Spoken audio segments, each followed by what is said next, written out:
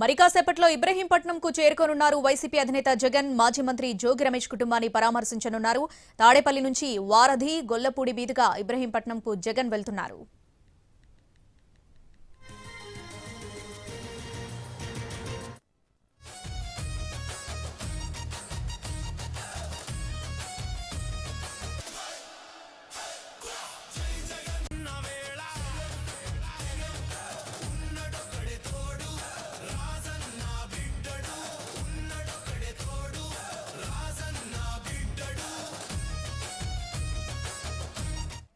మరికాసేపట్లో ఇబ్రహీంపట్నంకు చేరుకోనున్నారు YCP అధినేత జగన్. మాజీ మంత్రి జోగి రమేష్ కుటుంబాన్ని పరామర్శించనున్నారు. తాడేపల్లి నుంచి వారధి, గొల్లపూడి మీదుగా ఇబ్రహీంపట్నంకు జగన్ వెళ్తున్నారు.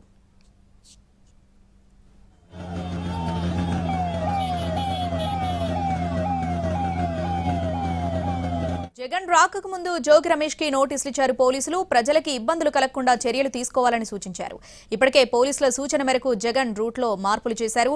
తాడేపల్లి నుంచి వారధి, కృష్ణలంక, బస్టాండ్, ఫ్లైఓవర్, భవానీపురం, గొల్లపూడి, గుంటుపల్లి మీదుగా ఇబ్రహీంపట్నం వెళ్తున్నారు జగన్. తాడేపల్లి నుంచి కాజా టోల్ ప్లాజా మీదుగా వెస్ట్ బైపాస్ ఎక్కి ఇబ్రహీంపట్నం వెళ్లాలని పోలీసులు సూచించారు.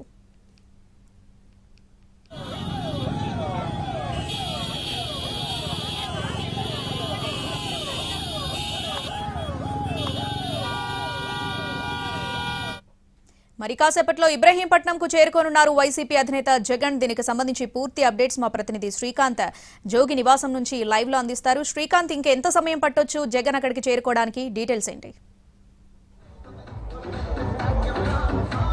మాజీ మంత్రి జోగి రమేష్ నివాసానికి మరొక గంట సమయంలో వైఎస్ జగన్మోహన్ రెడ్డి చేరుకునే అవకాశం ఉన్నట్టుగా మనకి తెలుస్తోంది.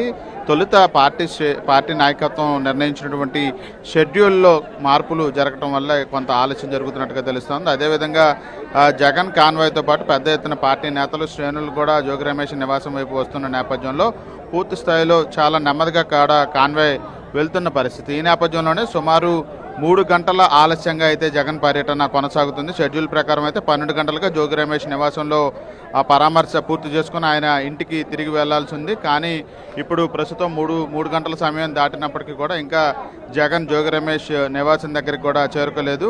ఇప్పుడే వెస్ట్ బైపాస్ నుంచి ఆయన జోగి రమేష్ నివాసం ఉన్నటువంటి ఇబ్రహీంపట్నం ప్రాంతం వైపు వస్తున్న పరిస్థితి కూడా ఉంది. ఇంకొక 30 గంట నుంచి గంట సమయం జోగి రమేష్ నివాసానికి ఆయన చేరుకోవడానికి సమయం పడుతుందని కూడా అంచనా వేస్తా ఉన్నారు. ఈ నేపథ్యంలోనే పూర్తి స్థాయిలో జోగి రమేష్ నివాసం దగ్గర పెద్ద ఎత్తున పార్టీ నేతలు, పార్టీ శ్రేణులు కూడా జగన్ రాక కోసం అయితే ఎదురు చూస్తున్న పరిస్థితి. ఇక జోగి రమేష్ కూడా పార్టీ శ్రేణులతో జగన్కు స్వాగతం పలకడానికి ఇబ్రహీంపట్నం రింగ్ సెంటర్లో ఎదురు చూస్తున్న పరిస్థితి కూడా ఉంది. ఉదయం నుంచి కూడా జగన్ పర్యటనకు సంబంధించి కొన్ని ఆంక్షలు కూడా పెడుతున్న పరిస్థితి కూడా పోలీసుల నుండి అయితే ఉంది. ఎందుకంటే అటు తిరువూరు నుంచి, మైలవరం నుంచి, అదేవిధంగా జగ్గయ్యపేట వైపు నుండి వస్తున్నటువంటి పార్టీ శ్రేణులను కొంత వాళ్ళు టోల్ గేట్ల దగ్గర ఆపే ప్రయత్నం చేసినట్టుగైతే మనకి సమాచారం కూడా అందుతూ ఉంది. అదేవిధంగా పార్టీకి సంబంధించి ఎన్టీఆర్ జిల్లాలో ఉన్నటువంటి కీలక నేతలుగా ఉన్నటువంటి మాజీ మంత్రి వెల్లంపల్లి శ్రీనివాస్, అదేవిధంగా జోగి రమేష్తో పాటు కొంతమంది పార్టీ సీనియర్ లీడర్ల దేవినేని అవినాష్తో సహా ఇతర ఇన్ఛార్జీలకు కూడా పోలీసులు నోటీసులు ఇవ్వటం కూడా జరిగింది.